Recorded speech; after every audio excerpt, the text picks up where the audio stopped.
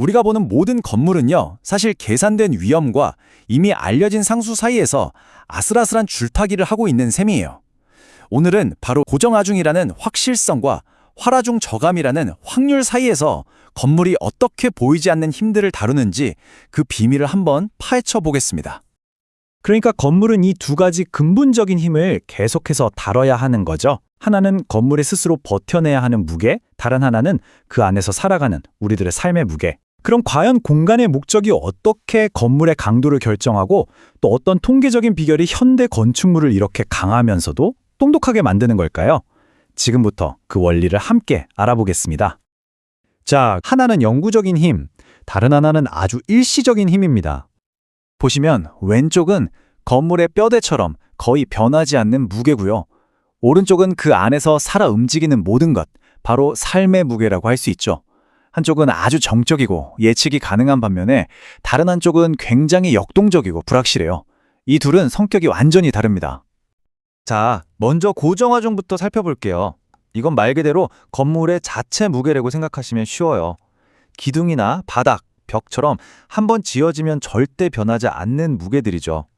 그래서 엔지니어들은 재료의 밀도나 부피 같은 걸 이용해서 거의 오차 없이 아주 정확하게 계산해낼 수 있습니다. 확실성의 영역인 거죠. 이 고정하중이라는 게 단순히 눈에 보이는 거대한 콘크리트 덩어리만은 아니에요. 우리가 평소에 잘 보지 못하는 벽 뒤의 배관이라든지 천장의 마감재까지 전부 포함됩니다. 건물에 영구적으로 딱 붙어있는 모든 것이 이 변하지 않는 힘의 일부가 되는 겁니다. 자, 그럼 이제 활하중을 만나볼까요? 이건 완전히 성격이 다릅니다. 예측이 거의 불가능하거든요. 건물 안으로 오가는 사람들, 가구 배치, 이렇게 끊임없이 움직이고 변하는 모든 게 바로 활하중이에요. 그래서 이건 정확한 계산이라기보다는 이 공간이 앞으로 어떻게 사용될까에 대한 아주 합리적인 예측에 가깝습니다. 그럼 이런 이론적인 하중 개념이 실제 건물에서는 어떻게 적용되는지 한번 들여다보죠. 여기서 핵심 열쇠는 바로 건물의 기능, 즉 용도입니다. 이 차트를 보시면 공간의 용도가 얼마나 중요한지 확 느껴지실 거예요. 여기 킬로니튼 퍼 미터 제곱이라는 단위가 보이시죠? 이게 뭐냐면 대략 신문지 한 장 펼친 넓이에 어느 정도의 무게가 실리는지를 나타내는 건데요. 무거운 물건을 잔뜩 쌓아두는 창고는 당연히 우리가 사는 집 거실보다 훨씬 튼튼해야겠죠? 무려 6배나 더 강한 힘을 견디도록 설계되어야 한다는 뜻입니다. 이게 바로 목적에 맞는 설계의 핵심인 거죠. 근데 재밌는 건 이런 차이가 완전히 다른 건물이 아니라 같은 건물 안에서도 나타난다는 거예요. 도서관을 한번 예로 들어볼까요? 사람들이 책을 읽는 열람실하고요. 수천, 수만 권의 책 무게를 고스란히 버텨내야 하는 서고는 요구되는 강도가 2배 이상 차이가 납니다. 책의 무게도 사실 활하중이긴 한데 그 양이 워낙 엄청나니까 거의 고정하중처럼 무겁게 다뤄지는 셈이죠. 그런데 여기서 질문이 하나 생기죠.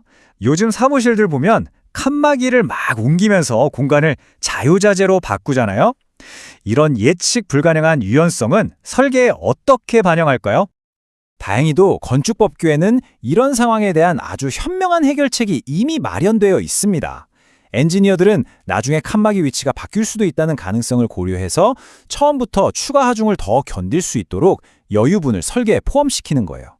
일종의 안전보험 같은 거죠. 주차장도 아주 흥미로운 사례예요. 단순히 일반 승용차 무게만 생각해서 설계하면 큰일 나겠죠.